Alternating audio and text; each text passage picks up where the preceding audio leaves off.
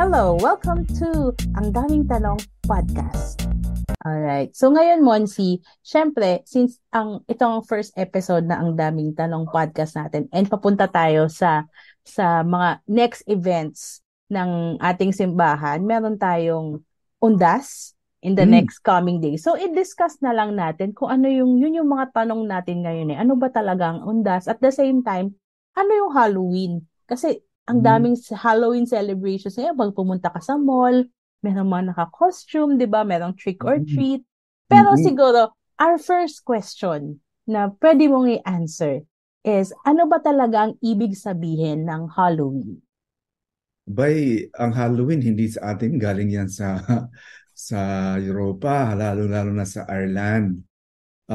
Start very Katoliko ang nag-umpisa po nito. It is the day kung saan sila uh, bago pumasok sa All Souls, All Saints Day. Kaya ang na-corruption niya ng All Hallows Day, All Saints Mm. Day. That's the eve of All Saints and All Souls Day. So, although mayroong ding sa season kasi ito yung unang araw na tinitingnan ng mga Europeans, lalo na sa mga Irish na yung sa harvest, season of harvest, pinapasok po nila diyan.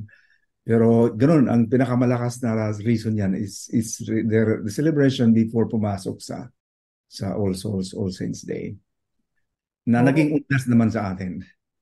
So, talaga bang ginagawa yung mga nagko-costume, yung mga ganon? Ginagawa ba talaga yun pag Halloween? Ano ba yung mga events usually dun nga sa Ireland nga? Pag All Hallows Eve, di ba? Yun yung tawag nila All Hallows Eve.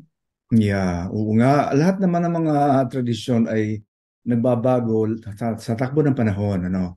Hanggang nung makarating na sa atin, na-associate na yan sa mga nakatatakot, na mga evil spirits, mga Mm. aswang, mga kung ano-anong pinapasok, ano po. So, kaya ang simbahan ngayon, we are trying to purify that, na ibalik sa original meaning na ito ay sa mga santo, hindi sa mga evil, hindi sa mga santo. Ganun dapat. Although ano kasi ito naging yung, I don't know kung tama ako kasi maraming hindi pa disputed pa to yung undas na word comes from the Spanish word na honrar, which is sa English, sa Tagalog, pagbigay ng, ano ba Tagalog sa honor?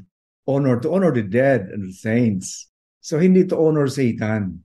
Kaya nga ondas is as a corruption of the word honor daw, ano? Although may mga iba-ibang mga interpretation po diyan, pero uh, the the bottom things, it talaga, this is to honor the dead and the saints.